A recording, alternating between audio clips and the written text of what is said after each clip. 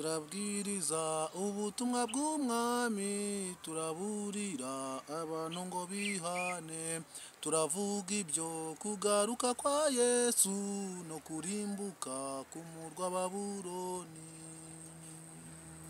Turabwiriza ubutumwa bw'Imana, turaburira abantu ngo bihane, turavuga ibyo kugaruka kwa Yesu no kurimbuka k'umurwa Babuloni. Yewe Babuloni we, murwa ushyize hejuru, uciriweho iteka kuko wanze kwihana. Wayobesheje amahanga yo mu isi ubusinzi n'ubusambanyi bivanze, igikombe wawesheje vino nziza kizuzuzwamo umujinya w'Imana. Haleluya, haleluya, haleluya. Turabashimiye bene data mudukurikira kuri isheni ukuri kw'ijambo dusoma. Twishimiye kubana namwe, tugarukanye ubutumwa bwiza bwo kubwira abantu no kubaburira ngo bihane. Ni ubutumwa twahawe buri mu byiciro bibiri. Icyiciro cya mbere ni ukuvuga buno butumwa n'ubundi. Icyiciro cya kabiri ni ukubabwira uwo bagomba kwamamaza uwo ari we. Ni amagambo mashya yaje muri jyewe yo kubwira abantu ngo nibamamaze Yesu Kristo ko ari umwami, kuko hari abavuga Yesu cyangwa n'aba Yesu benshi, ariko Yesu dusabwa kuvuga no kwamamaza mu buzima bwacu bwose ni Yesu Kristo w'i Nazareti, umwami n'umucunguzi wacu. Hanyuma ubutumwa bwo kuburira abantu ngo bihane ni ubutumwa buri mu gitabo mu rwandiko rwa Pawulo yandikiye Abagalatiya, igice cya 19, igice cya 5 umurongo wa 19, duhere kuri uwo murongo nyine kugeza kwa 21.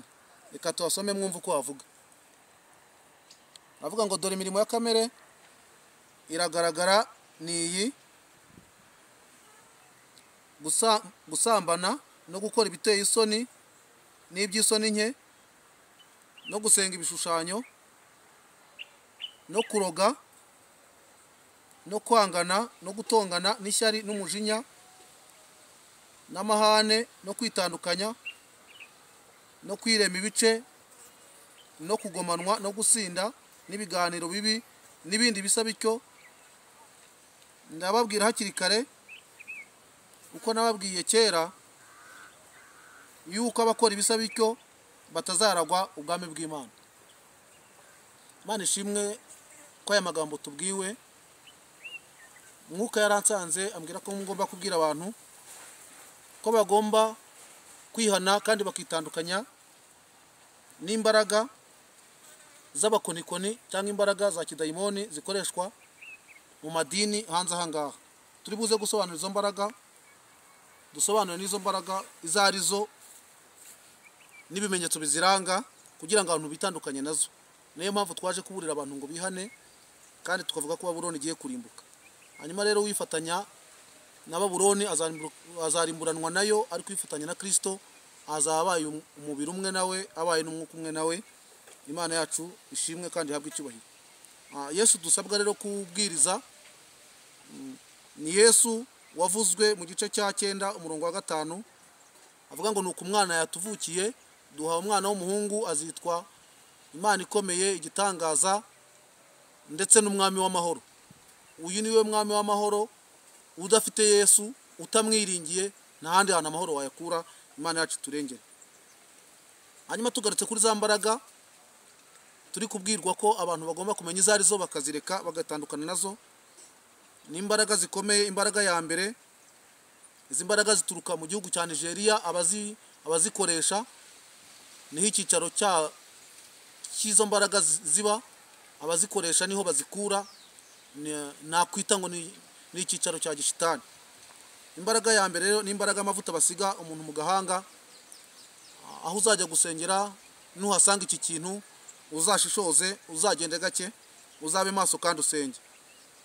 Hanyuma imbaraga ya kabiri ni amavuta bakoresha nanone basuka abantu mu mutwe, na cyane cyane ko twebwe twabwiye ko imbaraga z'abana b'Imana mu byakozwe n'intumwa igice cya 1 umurongo wa 8 avuga ngo cyakora muzahabwa imbaraga umwuka namanukira. Izi mbaraga bakoresha zitandukanye n'imbaraga z'abana b'Imana. Hanyuma imbaraga za gatatu ni ukuzengurutsa ikiganza mu bantu cyangwa bakakibatunga bakikubita hasi. Nubona ibi ngibi uzabe maso. Imbaraga ya kane ni ukuzunguza igitambaro cyangwa ibitambaro, cyangwa imbaraga ya gatanu ikaba inkoni bagendana bashobora kugutunga ugata ubwenge. Imbaraga ya gatandatu nicyo bazakubwira ngo ni amazi y'umugisha. Imbaraga ya karindwi ni ijambo ridahinduka bazajya baguma bavuga. Iri ni ijambo bahabwa n'abadayimoni kugira ngo uko rivuga cyane niko agenda ahabwa imbaraga no guhishurirwa no kurondora buri muntu wese uri imbere ye. Hanyuma uzasanga kandi aba bantu bafite izi mbaraga bafite abarinzi cyangwa bita aba bodyguard. Hanyuma imbaraga ya munani ni impeta cyangwa isaha cyangwa urunigi. Abo uzasanga bita abakozi b'Imana bafite ibi bintu uzamenye ko bisobanuye amasezerano y'akazi. Ibi ngibi umwuka biduhishurira kugira ngo tubwire abantu bitandukanye n'izi mbaraga. Hanyuma imbaraga ya cyenda bagaragarwaho nuko nta butumwa bwo kwihana bwo kuburira abantu, ahubwo bavuga ko mu mahame yabo ko umuntu wese agomba kugira uburenganzira bwe ku buzima bwe. Ubuzima bw'umuntu ubayoboka ninavogerwa, icyo ntago cyitabwaho. Ariko twebwe twahabwa ubutumwa bwo kubwiriza abantu. Ubwa mbere wabona ni ubutumwa bwo kwihana, ushaka kubusanga mu butumwa bwiza bwo bwanditswe na Luka igice cya 10:9. Ubwa kabiri nabwo ni Matayo igice cya 3:2 avuga ngo nimwihane kuko ubwami bwo mu ijuru buri hafi. Ubwa gatatu ni Mariko 3:28 19 kugeza kuri 20. Misiyo Yesu yahaye abantu bose yo kubwiriza ubutumwa bwiza, avuga ko agomba kutuba hafi. Imbaraga z'abera rero dusanga mu byakozwe n'intumwa igice cya 1:8 avuga ko cyakora tuzahabwa imbaraga umwuka wera natumanukira. Ngiye kukubwira ko abera dufite imbaraga z'Imana zigaragara kuri twe kandi duhabwa n'umwuka wera, imbaraga z'amavuta y'umwuka wera, nta kindi. Ibiganza byacu hamwe no kwiriza bishobora kwimika cyangwa bikimura.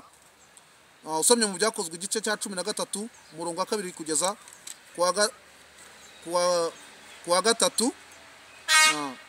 Imbaraga kandi zacu zigaragara mu ijambo no kwizera Yesu Kristo dukoresheje ubutware twahawe kuko tubana na Yesu. Usoma ibyakozwe n'intumwa igice cya 4 umurongo wa 13 abantu babana na Yesu babasha gukora ibitangaza. Imana yacu turengere kandi Imana yacu tugire neza. Ngeze ku kintu gikomeye ndi muri iryo hishurirwa, nabonye hari abantu babaje Imana, hari ibintu byababaje Imana. Tugiye kuvuga ku baririmbyi, tugiye kuvuga ku bakozi b'Imana, abahanuzi n'abigisha.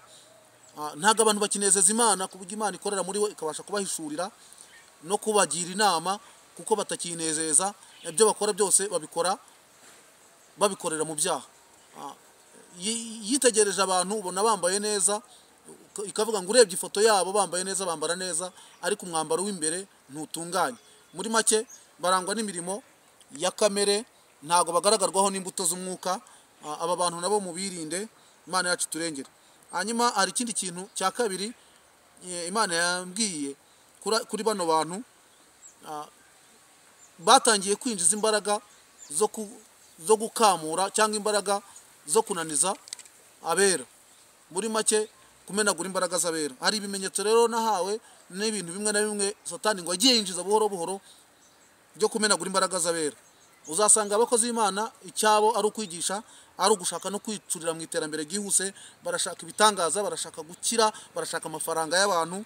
Aba bantu muzabirinde kuko izi mbaraga z'abera niba nayo byarakugezeho umenye ngo zishobora kukamuka cyangwa zikamenagurwa n'iri terambere ryihuse.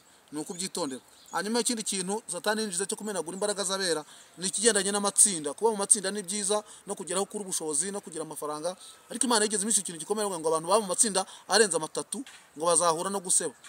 Tugomba kuba mu matsinda, ariko aya matsinda atazatubera ikigusha cyangwa yo kudukamura akamenagura imbaraga z'umwuka wera ziba muri twebwe kubera amadeni cyangwa imyenda cyangwa n'igisebo n'igisuzuguro twakura muri aya matsinda. Cya gatatu ni amadeni. Umuntu ashobora gufata ideni ashoboye kwishyura, kuko ufashe ideni utazabasha kwishyura. Iki nacyo ni ikintu Satani yinjije kugira ngo abantu binjire mu madeni mu buryo bukomeye, bizarangire imbaraga zabo z'Imana zimenaguritse bahinduke nk'abandi. hanyuma icya kane ni ubushomeri. Ubushomeri bugiye gutuma abantu benshi bahemuka, abantu benshi binjira muri Illuminati cyangwa no mu bafarimaso, aho abantu bakura amafaranga, aho abantu bakura akazi byihuse, abantu bakinjira mu busambanyi bukomeye no mu businzi kubera ubushomeri bubateye ubwihebe. Hanyuma ikindi cya gatanu ni amashyaka. Hanyuma Imana idusaba ko tugira tuba mu itorero ry'abera, tukaba mu muryango w'abana b'Imana.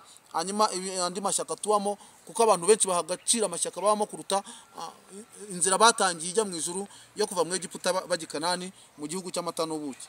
Hanyuma ikindi ni imiryango cyangwa amoko abantu bavukamo.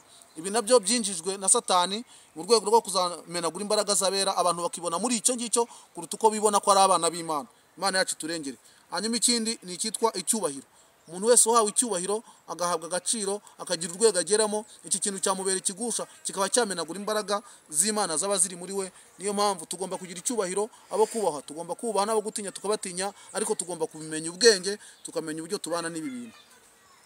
Ikindi ni amadini. Amadini y'inzaduka, amadini yaje. Nanabwira abantu ko itorero rimwe ni itorero rya Kristo, itorero ryavutse ku munsi wa Pentekote, rifite imico n'imyizerere y'intumwa, niryo tugomba kubamo. Aya madini yandi tubamo, aya madini yandi mubamo, umenya ngo nudacunga neza ni igikoresho cya Satani cyo kuzamenagura imbaraga z'abera. Imana yacu turengere kandi Imana ishimwe. Hanyuma ikindi ni amashuri. Bigaragara ko n'ubundi ikintu cyitwa amashuri gishyizwe imbere no mu madini, bigaragare ko uwuzura umwuka w'Imana, urondora cyangwa agahanurwa adahabwa agaciro, ahubwo igihabwa agaciro nuko umuntu yaba yarize teolojiya mu rwego rwo hejuru, nicyo baha agaciro. Ariko ndashaka kubwira ko iki kintu umwuka cy'imishuri nk'icyo Satani yinjize cy'imbaraga zizamenagura cyangwa imbaraga z'abera kizazimenagura.